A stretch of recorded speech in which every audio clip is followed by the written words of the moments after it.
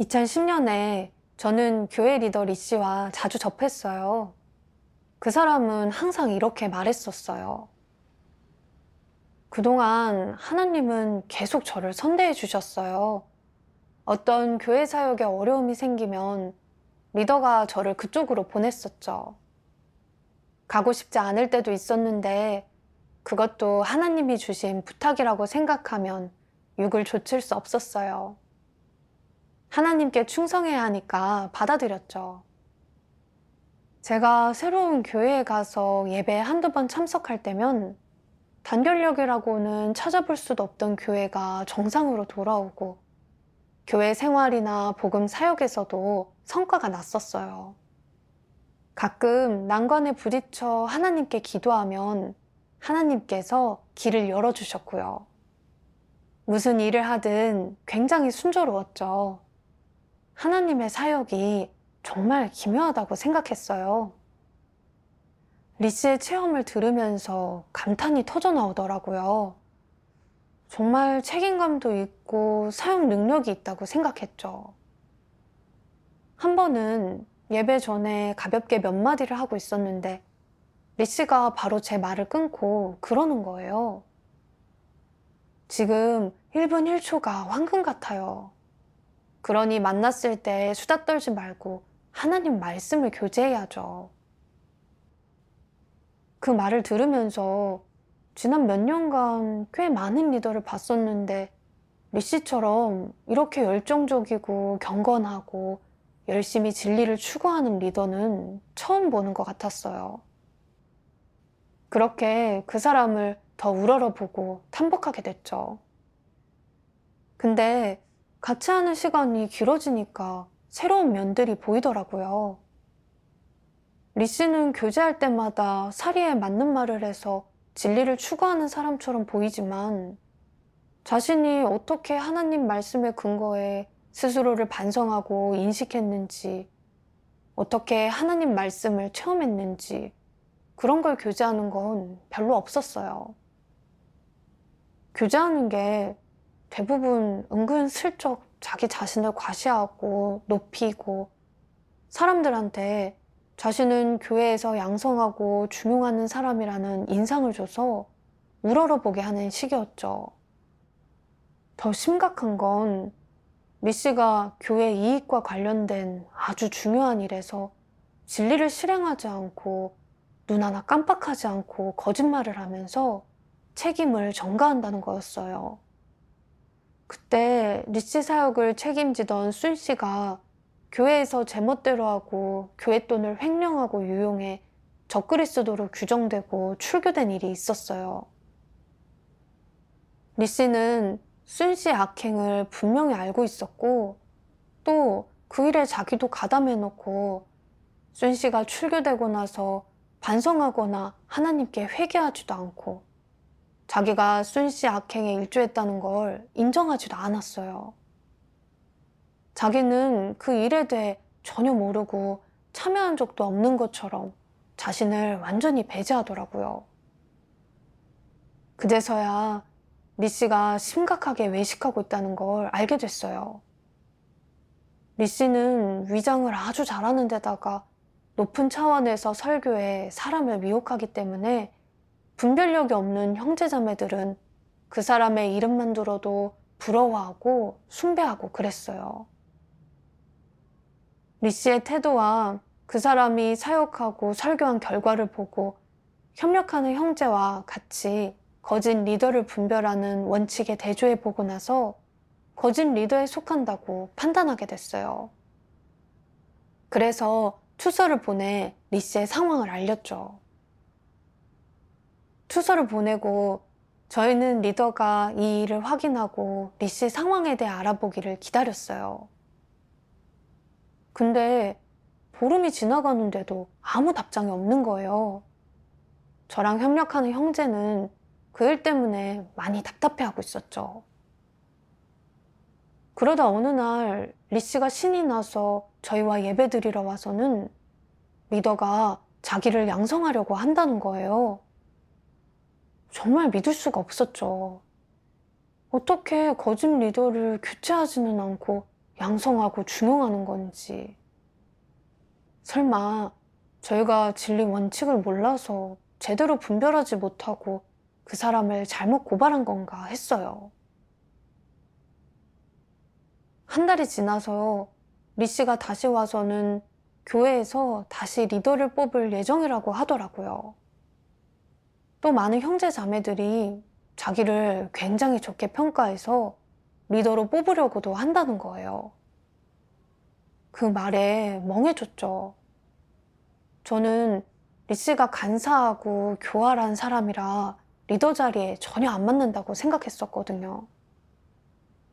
다시 편지를 써서 그 사람을 고발해야겠더라고요.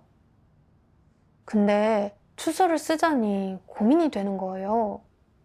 지금 많은 사람들이 리 씨를 분별하지 못하고 그 사람의 거짓된 겉모습에 미혹돼 있는데, 또 투서를 썼다가 리더가 실제 상황을 모른다면 내가 리 씨의 문제점을 물고 늘어진다고 생각하지 않을까? 게다가 내가 투서를 쓴 걸 리 씨가 알게 되면 앙심을 품고 나를 궁지에 몰지도 모르는데. 하나님 집에서 나눠주는 하나님 말씀책이나 설교 교재는 전부 그 사람이 책임지고 나눠주고 있어. 근데 그 사람한테 미움을 사면 나를 억압하는 건 놔두더라도 나를 방치하고 신경조차 쓰지 않고 나한테 책이랑 설교 교재도 안 줄 텐데 그것만으로도 정말 힘들 거야. 이런 생각이 들어 다시 고발해야 할지 말지 갈등이 됐어요. 제 이익과 앞날 운명을 떠올리니까 보이지 않는 흑암 권세에 속박되고 결박되는 기분이었죠. 한동안 그렇게 갈등하다가 저는 억압받지 않으려고 타협을 선택했어요. 리 씨를 고발하는 일을 일단 보류하기로 한 거죠. 어쨌든 우리는 리 씨를 분별했으니 더 이상은 그 사람한테 미혹되지 않을 거야. 일단 이대로 있자. 언젠가 하나님이 드러내시면 다 리 씨를 분별하고 간파하게 될 거야. 그럼 자연스럽게 교체되겠지. 그렇게 생각하며 스스로를 위로했어요. 한 달 넘게 지났을 때 저희한테 두 자매의 편지가 왔어요. 리 씨가 거짓 리더라는 사실을 알게 됐고 그 사람을 고발하고 싶은데 저희는 어떻게 생각하는지, 다른 의견은 없는지 묻는 내용이었죠. 그걸 보고 지난번에 저희가 리 씨를 고발했을 때도 답장을 못 받았는데 이번에 다른 자매들과 같이 고발한다면 윗선 리더가 저희 보고 무리를 지어서 리 씨를 공격하고 교회 사역을 교란한다고 하지 않을지. 그러면 교체되는 건 리 씨가 아니라 저희일지도 모른다는 생각이 들더라고요. 그래서 협력하는 형제랑 같이 두 자매한테 답장을 썼어요. 두 분이 하세요. 저희는 전에 고발한 적이 있어서 이번에는 그냥 있을게요.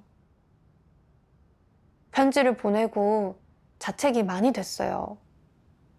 제 행동이 간사한 수작을 부리고 스스로를 보호하며 흑암 권세에 타협하고 양보한 거라는 걸 깨달았죠. 양심의 가책을 피하기 위해서 저는 또 일전에 그 핑계를 대며 위안 삼았어요. 지금은 아직 리 씨를 분별하지 못하는 사람들이 많아. 만약 우리가 고집스럽게 그 사람을 고발하고 교체하려고 한다면 형제자매들이 받아들이지 못하고 계속 그 사람을 옹호할 거야. 형제자매들이 그 사람을 분별하게 될 때까지 기다리는 게 좋겠어. 때가 되면 자연스럽게 교체되겠지. 근데 이렇게 생각했는데도 거짓 리더나 적그리스도를 폭로하는 말씀을 볼 때마다 가책을 많이 받았어요. 저는 분명히 거짓 리더를 발견했으면서도 고발하거나 폭로하지 않았으니까요. 이건 사탄을 봐줘서 교회 사역을 방해하고 교란한 거잖아요. 특히 저희를 접대하는 형제자매들은 다 리 씨를 숭배하고 있었어요. 리 씨에게서 보이는 거짓 리더의 모습을 폭로하면 그들은 분별하기는커녕 저희한테 반감을 갖고 질책하고 저희가 리 씨를 공격한다고 생각하겠죠. 거짓 리더가 사람을 이렇게까지 심하게 미혹한 걸 보면서 앞으로 또 얼마나 많은 형제자매들이 그 사람한테 미혹되고 해를 입을지 모른다고 생각되니 거짓 리더는 하나님 선민의 생명 진입을 가로막는 걸림돌이자 장애물이라는 생각이 더 강하게 들었어요. 그때 저는 리 씨를 되도록 빨리 교체하기를 간절히 바랬지만 투서를 다시 써서 그 사람을 고발할 용기는 없었어요. 게다가 저희를 접대하는 형제자매들한테 미움을 사지 않으려고 리 씨를 폭로하지 못했죠. 정말 가책과 참소를 많이 받았어요. 저는 왜 이렇게 나약하고 무능한지, 거짓 리더가 교회 사역을 교란하는 걸 보고도 겁이 나서 고발하지 못하고, 솔직한 말 한마디 마음대로 못하고, 전 사탄의 노예가 아닌가 하는 생각이 들었어요. 그때 하나님 말씀이 떠올랐어요. 모두 하나님의 부담을 생각하고 교회의 증거를 수호한다고 말하는데 누가 하나님의 부담을 생각했느냐? 스스로에게 물어보아라. 내가 하나님의 부담을 생각하는 사람이냐? 너는 하나님을 위해 공의를 실행할 수 있느냐? 나를 위해 일어나 말할 수 있느냐? 진리를 확고부동하게 실행할 수 있느냐? 사탄의 모든 행위에 용감하게 맞서 싸울 수 있느냐? 나의 진리를 위해 감정에 휘둘리지 않고 사탄을 폭로할 수 있느냐? 내 마음이 너에게서 만족을 얻도록 할 수 있느냐? 결정적인 순간에 내 마음을 내놓았느냐? 너는 내 뜻대로 행하는 사람이냐? 스스로 많이 자문하고 곰곰이 생각해 보아라. 구구절절 하나님의 질문 앞에서 부끄럽고 창피했어요. 평소에 하나님의 마음을 헤아려야 한다느니, 하나님을 위해 굳게 서야 한다느니 구호를 외쳐댔고, 또 진리를 실행하고 하나님을 만족해 드리겠다고 늘 기도도 했었어요. 근데 실제로 일이 닥쳐 제가 나서서 교회 이익을 지켜야 할 때가 오니 저는 자라처럼 목을 움츠린 거예요. 또 거짓 리더를 발견하면 제때 고발해야 한다는 걸 분명히 알고 있으면서도 제가 억압받고 교체될까 봐 두려워서 다시 고발할 용기를 못 내고 그 사람이 계속 형제자매를 해치고 미혹하게 내버려뒀어요.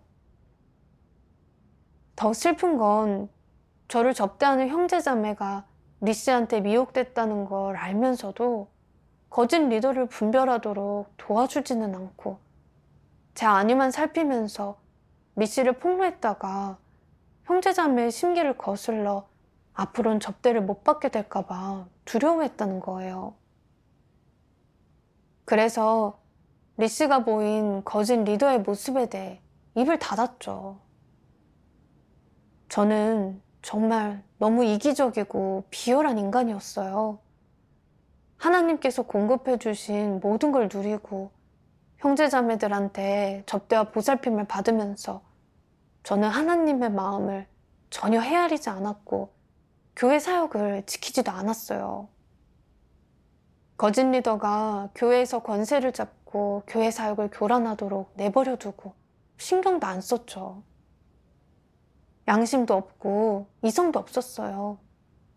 정말 하나님 앞에 살 자격도 없는 사람이죠. 그 후에 하나님 말씀을 봤어요.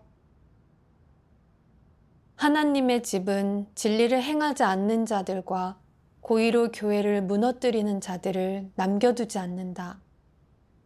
단 지금은 사람을 출교시키는 일을 하지 않으므로 마지막에 드러내고 도태시킬 것이다. 그런 자들에 대해서는 더 이상 공을 들이지 않겠다. 사탄이라면 진리의 편에 서지 않을 것이고 진리를 구하는 사람이라면 진리의 편에 설 것이다. 진리를 행하지 않는 사람은 진리의 도를 들을 자격도 진리를 증거할 자격도 없다. 진리는 결코 그들을 향해 말한 것이 아니라 진리를 행하는 사람에게 말한 것이다. 모든 사람의 결말이 드러나기 전까지 교회를 교란하고 사역을 방해하는 사람들에 대한 처리는 유보하겠다. 사역이 끝날 때 그들을 하나하나 드러낸 후 도태시킬 것이다. 진리를 공급하는 기간에는 일단 그들을 상대하지 않을 것이며 모든 진리를 사람에게 분명히 알려준 후에는 사람을 도태시킬 것이다. 그때가 곧 각기 부류대로 나뉘는 때이다. 분별력이 없는 자들은 자신들의 잔꾀로 인해 악인의 손에 멸망할 것이고 악인에게 속아 다시는 돌아오지 못할 것이다. 그런 사람에 대해서는 마땅히 그렇게 처리해야 한다.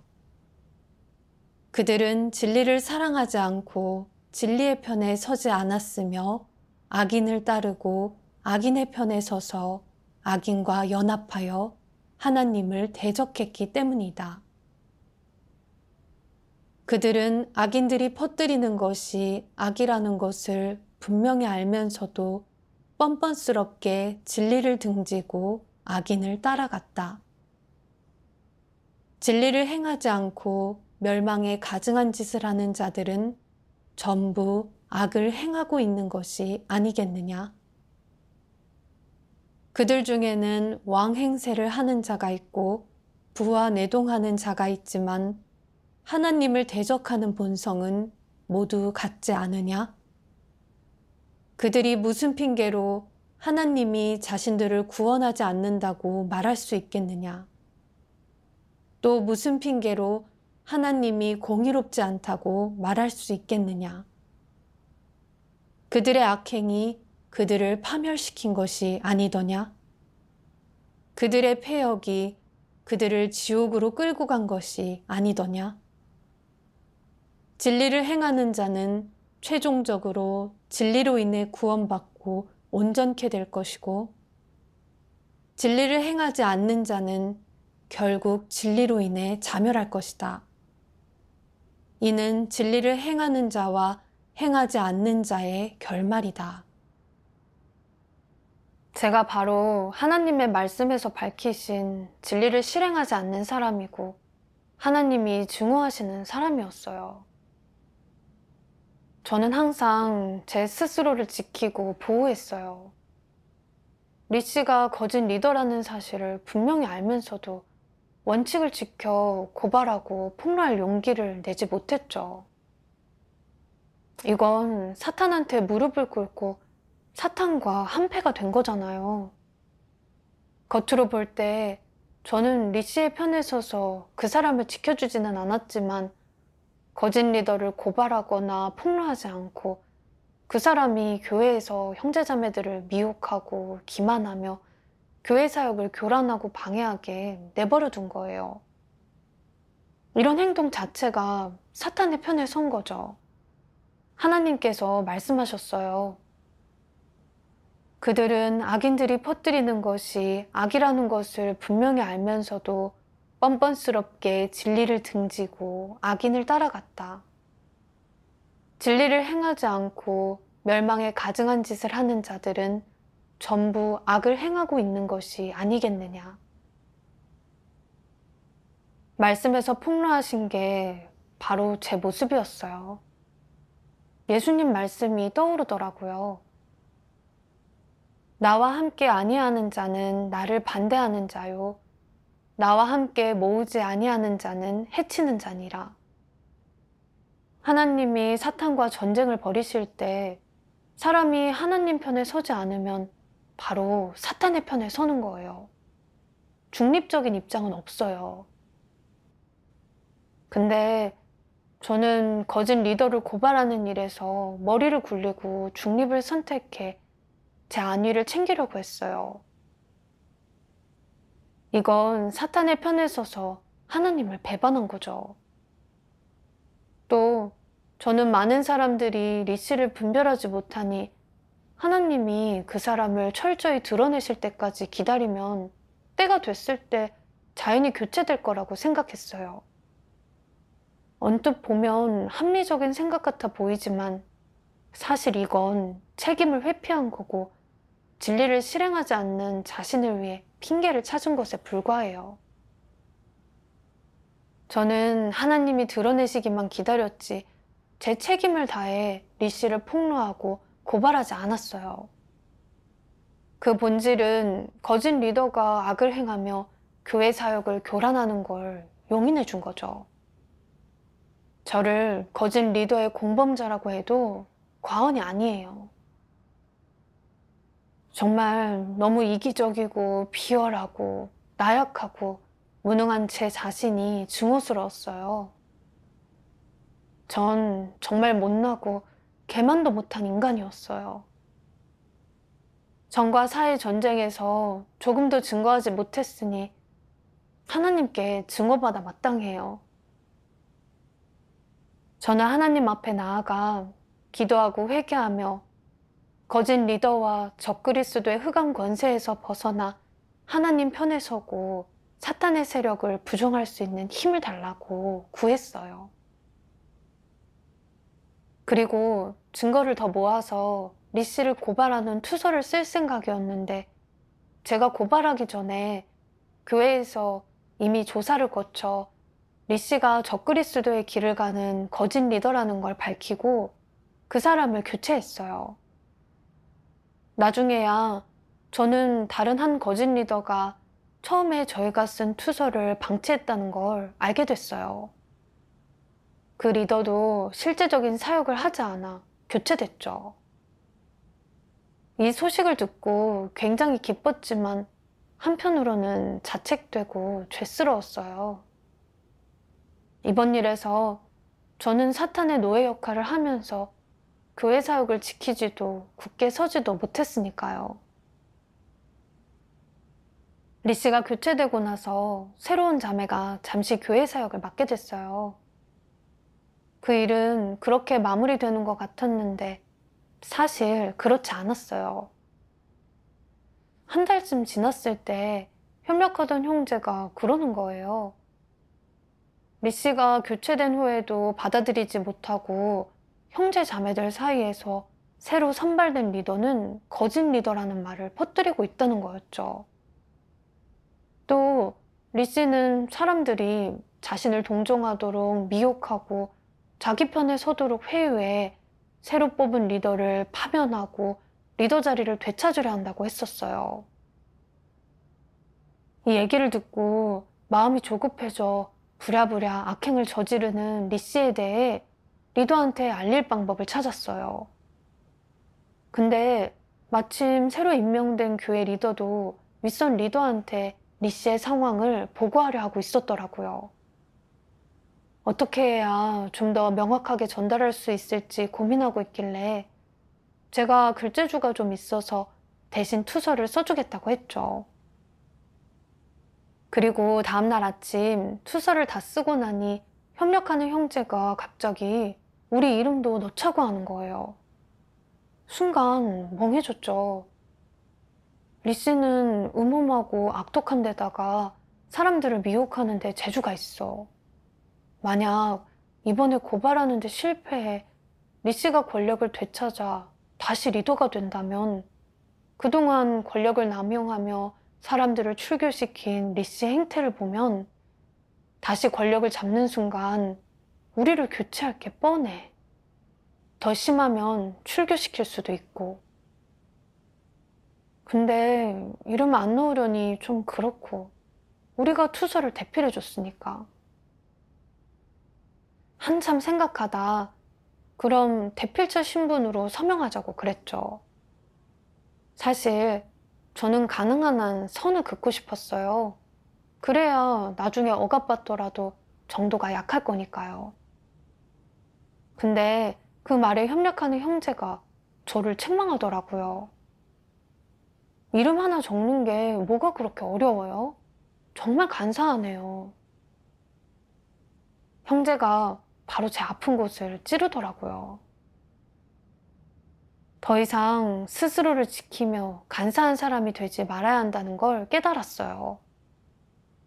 마땅히 진리를 실행하며 정직한 사람이 돼야 하는 거죠. 그 후에 저는 제 자신을 돌아봤어요. 나는 왜 하나님 집의 이익과 관련해서 입장을 밝혀야 할 때만 되면 항상 두려워하고 위축돼 스스로를 지키려 하는 걸까?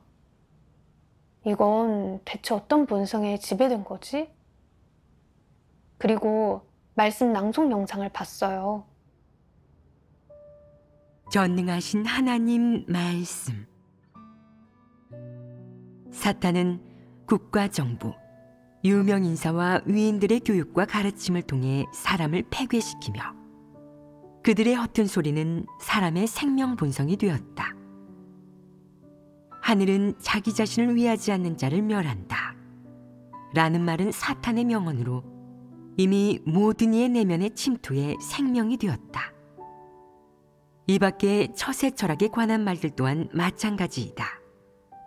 사탄은 각국의 전통 문화를 이용해 사람을 교육하고 미혹하고 폐괴시킴으로써 끔찍한 재난의 망망대해로 빠뜨리며 사람은 결국 사탄을 섬기고 하나님을 대적하여 하나님께 멸망당하고 만다.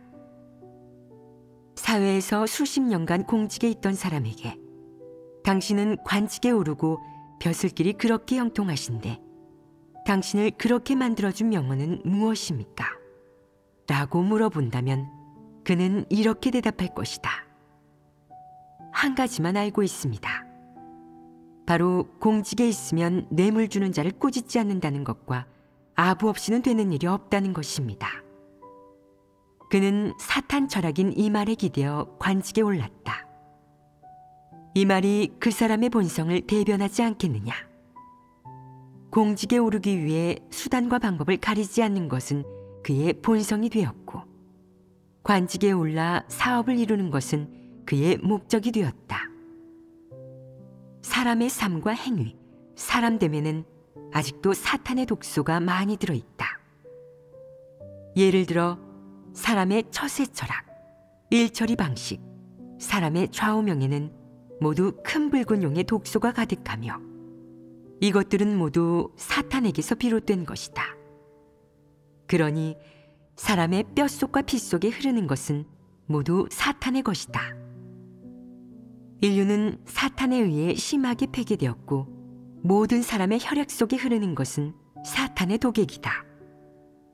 사람의 본성이 폐괴되고 사악하고 불온적인 것이며 하나님을 대적하는 것이고 사탄의 철학과 사탄의 독소로 점철되고 뼛속까지 물들어 완전히 사탄의 본성 본질이 되었다고 할 수 있다.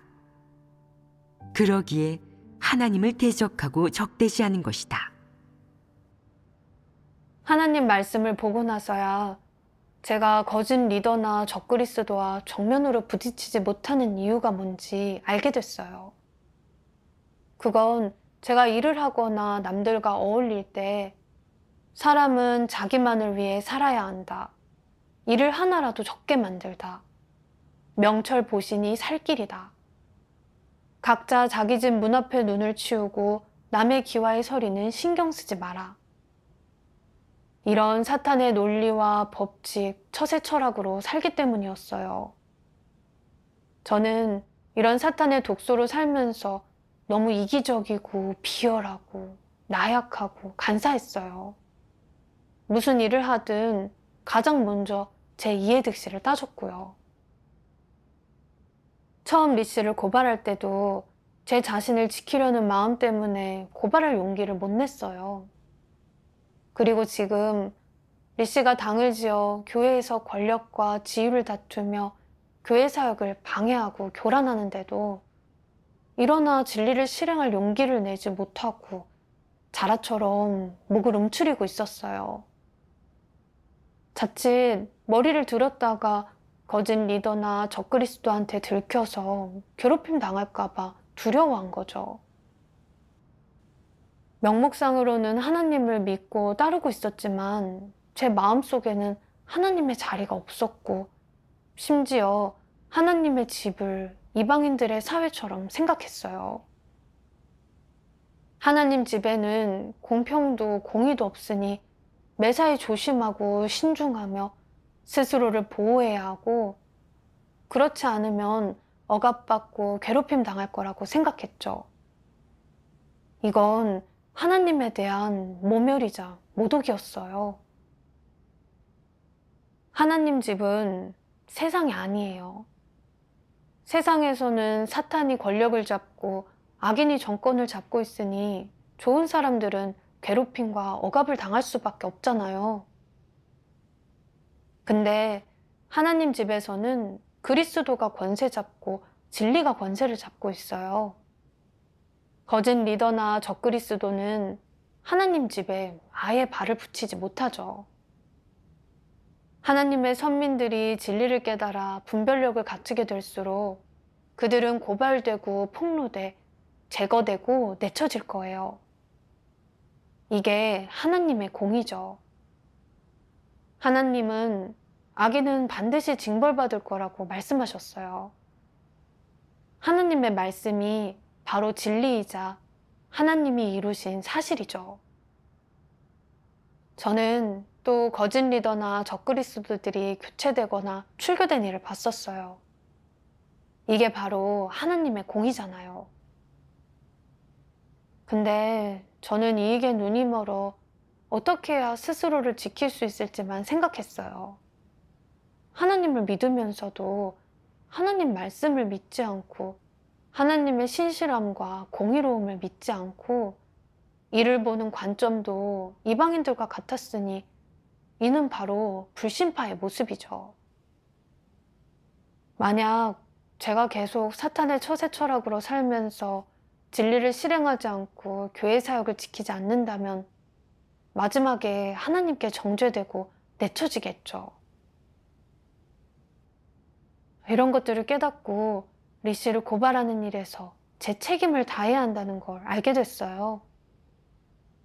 언젠가 정말 거짓 리더 적그리스도한테 억압받고 출교된다 해도 거기에도 제가 배워야 할 공과와 하나님의 아름다운 뜻이 있을 거예요.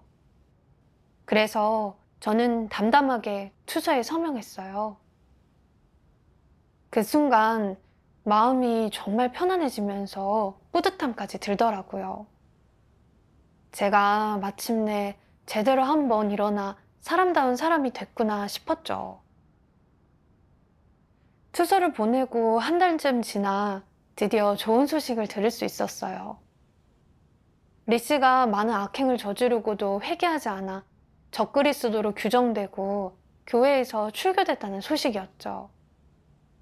리 씨를 따르며 악을 행하고 교회 사역을 교란하던 악인들도 같이 출교됐고요. 그 외에 회개하는 모습을 보인 악인이 아닌 자들은 계속 교회에 남아 회개할 기회를 받게 됐어요.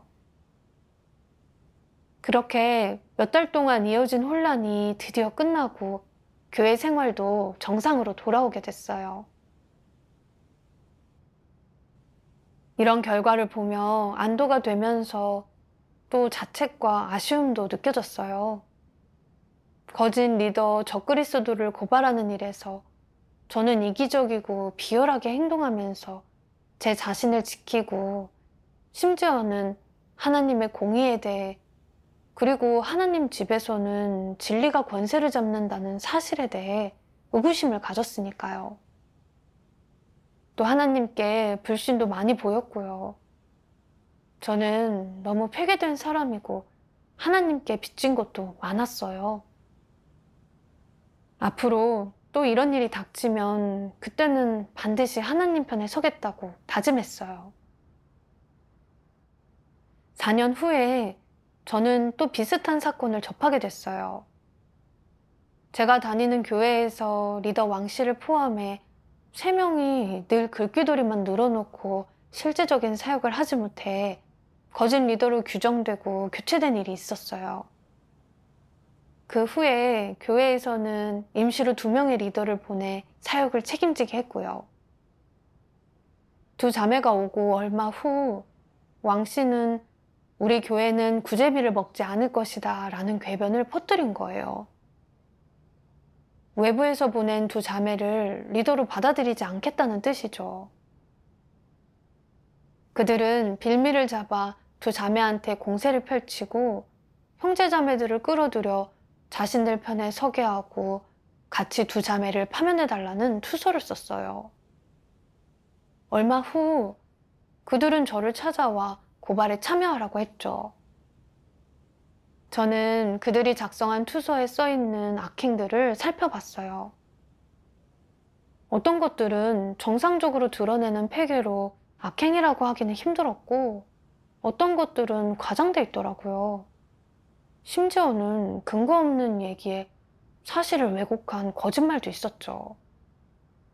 근데 규정 짓는 그들의 말은 너무 과장돼 함부로 정죄하고 있었고 또 아주 잔인했어요. 저는 그들이 투서를 쓴 목적이 교회 사역을 지키고 거짓 리더를 제거하며 하나님의 선민을 보호하기 위해서가 아니라 권력을 빼앗아 다시 교회 리더 자리에 앉고 교회와 하나님의 선민을 통제하려는 거라는 걸 깨달았어요. 이런 자들이 적그리스도죠. 저는 발을 빼려고 했어요. 근데 팀장도 그들한테 미혹돼 고발에 동참했는데 평범한 신자인 제가 그들 중 누구한테라도 미움을 사서는 안 된다는 생각이 들었어요. 그러다 또 4년 전에 적그리스도 리 씨를 고발하고 제거할 때 간증이 없었던 일이 떠올라 이번에도 피하거나 위축돼서는 안 되겠다 싶더라고요. 그래서 주변 형제자매들과 교제해 투서를 쓴 사람의 진짜 속셈과 목적이 뭔지 똑똑히 알고 그들에 대해 분별할 수 있게 했어요. 그리고 나서 그들이 권력을 다투면서 저지른 악행을 교회에 고발하며 폭로했고요. 교회에서는 조사를 통해 그들이 적그리스도라는 걸 확인하고 출교시켰어요. 적그리스도를 출교시킨다는 공지문에서 제가 제공한 증거를 봤을 때 정말 기쁘고 또 위안이 되더라고요. 이 일에서 작은 책임이나마 다할 수 있어 너무 영광스러웠죠. 이 체험을 통해 저는 하나님이 너무나 지혜롭게 사역하신다는 걸 깨닫게 됐어요. 하나님은 거짓 리더 적그리스도가 교회에 나타나도록 허락하셔서 저에게 분별력을 키우게 해주셨어요. 그리고 마지막에는 적그리스도를 드러내고 출교시켜 하나님의 공의 성품에 대해 인식하고 하나님의 집은 그리스도가 권세 잡고 진리가 권세를 잡는다는 사실을 깨닫고 하나님께 더 큰 믿음을 갖게 해주셨죠. 하나님께 감사드려요.